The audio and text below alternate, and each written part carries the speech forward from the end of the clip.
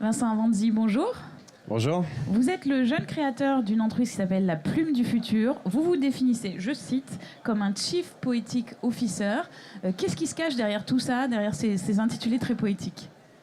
Alors, c'est la poésie d'entreprise. C'est la réunion de deux mondes, l'un, la beauté du linguistique de notre communication et de notre inspiration potentielle, ce qui peut en fait engager une équipe dans une aventure collective vers demain, et d'autre part en fait l'entreprise qui est ce lieu de vie où en fait il y a des projets qui émergent, et donc le but étant de comment inspirer les équipes à passer du jeu épanoui au nous de l'aventure collective de l'entreprise. Alors concrètement, vous vendez quoi? C'est quoi la prestation? C'est des conférences poétiques où en fait les dirigeants, les collaborateurs et les entrepreneurs écrivent des poèmes et le récitent à haute voix devant l'ensemble de l'assemblée.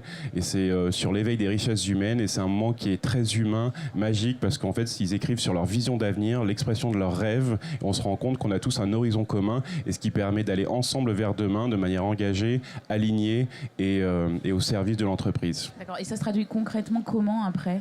C'est sur l'éveil de la créativité. Donc en fait, donc il y a des projets qui peuvent émerger, exactement, il y a des choses concrètes exactement. Il y a deux choses. Donc il y a des conférences sur l'éveil des richesses humaines à travers des voyages poétiques participatifs, et aussi j'interviens en tant que maître de cérémonie poétique pour faire des discours poétiques lors de séminaires, de team building ou autres, en fait pour faire des discours d'inspiration vers le monde de demain. D'accord. Alors comment vous avez eu cette idée? Comment? Parce que c'est quand même pas commun, ça n'existe pas. Comment ça vous est venu? Aujourd'hui, en fait, on passe souvent en fait du statut de salarié à indépendant. Chacun essaie d'être entrepreneur de sa vie, de trouver sa voie.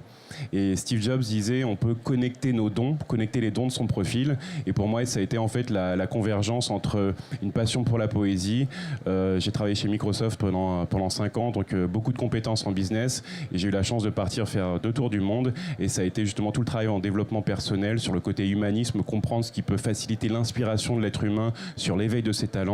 Et le tout font des conférences poétiques en entreprise. D'accord. Alors si on résume, ça fait 2 ans que vous faites ça. En termes de chiffres, ça donne quoi? Ça représente combien de conférences? 150 conférences en 2 ans, en France et à l'international, et c'est quelque chose comme moi je suis un Chief Poetic Officer, il y a les Chief Happiness Officer, il y a les Chief Creative Officer, donc c'est vraiment tous ces nouveaux métiers de demain qui commencent à émerger pour le bien-être des salariés, et aussi en fait la réinvention de l'entreprise de demain. D'accord. Alors vous venez ici aussi présenter un ouvrage qui s'appelle Le bien-être plan des entrepreneurs, comme il y aurait le business plan des entrepreneurs. Il y a 10 tendances, 10 grandes lignes dans cet ouvrage. Si vous deviez en donner quelques-unes à titre d'exemple, ce serait quoi? C'est donc un bien-être plan en fait, où il y a 10 indicateurs de bienveillance et non pas de performance pour travailler son bien-être et cultiver ensuite ses affaires. Et en fait, c'est le fait d'avoir une viabilité de son bien-être pour ensuite avancer demain. Donc un exemple, ça peut être l'intégrité, ça peut être sa zone de talent, ça peut être la projection dans l'avenir, ça peut être la work-life balance. C'est très varié. D'accord. Et vous donnez des clés pour mesurer ces indicateurs? Exactement, c'est un manuel où en fait chacun en fait remplit à l'intérieur en fait ce qui le concerne pour pouvoir en fait avancer progressivement vers demain. Très bien. Bruno Avanzi, merci beaucoup. Merci beaucoup. Au revoir.